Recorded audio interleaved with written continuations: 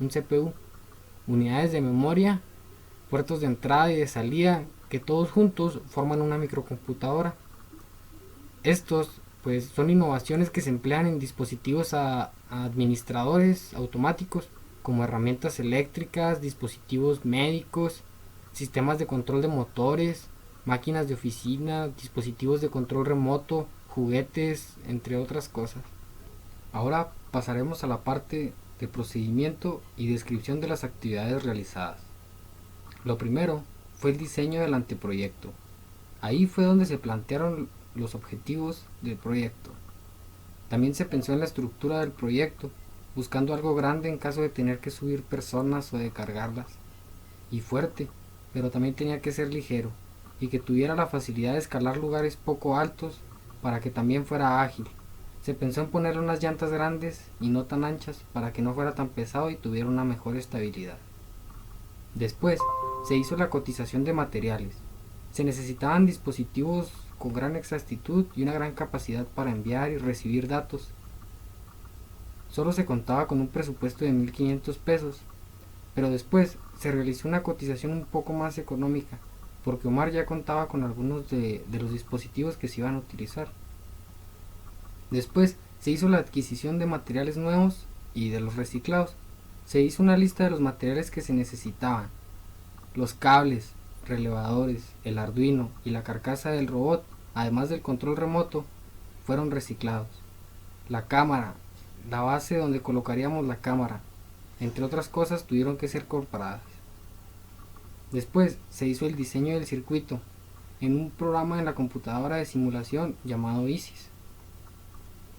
Después tuvo lugar la fabricación de la estructura. Se pensó en un carro de control remoto, por lo que la base de nuestro robot sería como de un carro. En este caso una camioneta 4x4 con llantas altas y poco anchas. Ahí es donde se montó la base de todo el cableado del robot, como si fuera un chasis. Después de montar el cableado en la estructura del carro, se empezaron a realizar pruebas antes de energizarla. Se revisó cada componente y conexión que estuviera correctamente ubicada. Después se realizaron los ajustes y la programación del circuito.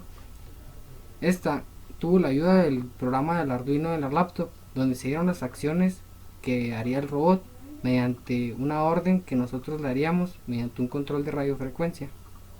Después fue la fabricación del circuito, basados del programa ISIS, que se hizo más sencillo ya que hubo menos daños y para que hubo menos confusiones.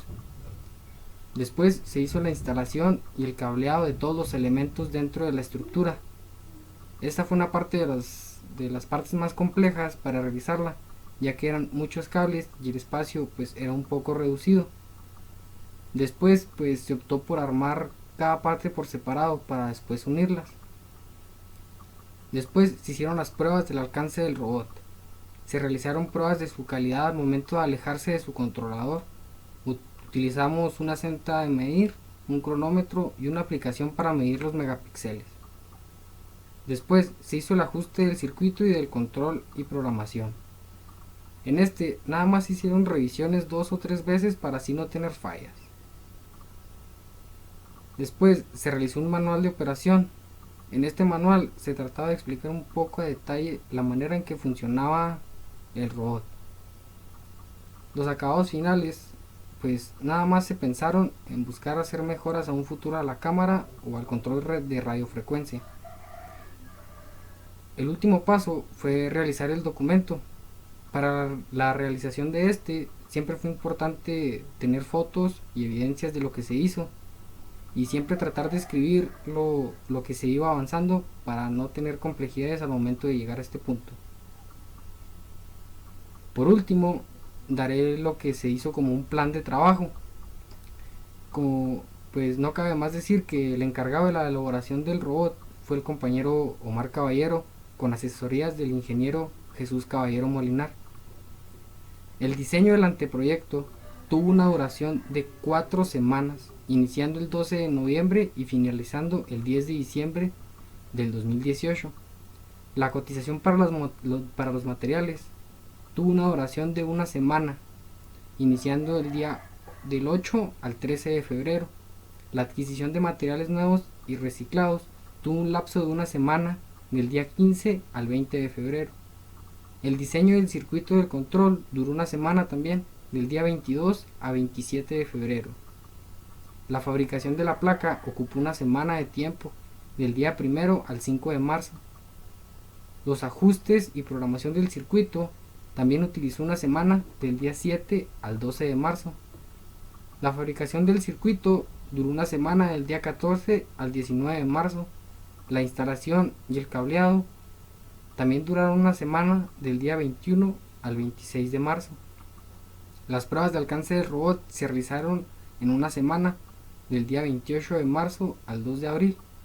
Los ajustes en el circuito del control y programación empezaron el día 14 y finalizaron el día 12 de abril. La realización del manual de operaciones se hizo en una semana, del 4 al 12 de abril. Los acabados finales se pensaron del 12 al 16 de abril. Por último, para realizar el documento se realizó en una semana, del 4 al 12 de abril. Claro, el documento que existía antes. Para el documento actual tuvimos ayuda de la asesoría de la doctora Leticia Corral, que fue de gran importancia para darle forma y estructura a nuestro documento final. 8, que viene siendo la metodología, que en este apartado se incluye el cronograma de las actividades realizadas durante el proyecto, así como también una breve explicación de cada una de dichas actividades. El desarrollo completo de las actividades se muestran ya en el capítulo nuevo, pero aquí les voy a hablar sobre una tabla que es donde se programan las actividades, que es el punto 8.1. Poner cierto tiempo para que, por ejemplo, las pruebas de alcance del robot no se hace de un tiempo cualquiera muy corto, sino que tenemos que también someterlos a diferentes condiciones, porque sabemos que no va a estar en condiciones normales. El ajuste de circuito de control y programación, para esta parte, al haber que ya teníamos el programa y el cableado bien, siempre nosotros como que no confiábamos en nosotros mismos, por así decirlo. Por lo que volvíamos a revisar para saber si no teníamos algo mal, teníamos que revisar muy a detalle porque no queríamos tener un error que por cositas cualquiera se arruinaba nuestro proyecto. Otro punto es el 8.3, recursos humanos y físicos. Bueno, vamos a empezar, que es el 8.3.1, el desglose de requerimientos humanos. Desde aquí voy a hablarles un poco, mm, por así rápido, para mencionarle sobre qué trata. Ingeniero con conocimientos amplios de electromagnética, electrónica y microcontroladores. Una persona con conocimientos técnicos en software y programación. Personas con conocimientos técnicos de electromecánica para realizar conexiones eléctricas. Personas con diversos conocimientos de tipos de onda, las frecuencias que se utiliza y el tipo de comunicaciones empleado. Esto es lo que se necesitó para hacer ya lo mencionado, que desde, por ejemplo, que son conocimientos de tipos de ondas, por lo que sabemos que se utilizó radiofrecuencia. También de programación, por todos los programas, la programación que necesitamos utilizar para que nuestro robot funcionara. Bueno, este es el desglose de los requerimientos humanos. Espero que les haya explicado bien o me ha dado a explicar. Bueno, también les voy a hablar sobre el 8.3.2, requerimientos físicos. El taller de electromecánica con los siguientes equipos y herramientas que era necesario para el desarrollo de nuestro proyecto. Bueno, les voy a mencionar algunos. Tornillo sujetador, soldadura de circuitos eléctricos, herramientas de corte, herramientas para atornillar y desatornillar, multímetro, PC con capacidad para correr software de diseño, entre algunas otras cosas que es necesario para hacer un buen trabajo. Bueno, también les voy a hablar sobre una tabla. Se muestra específicamente qué materiales se utilizan para el armado de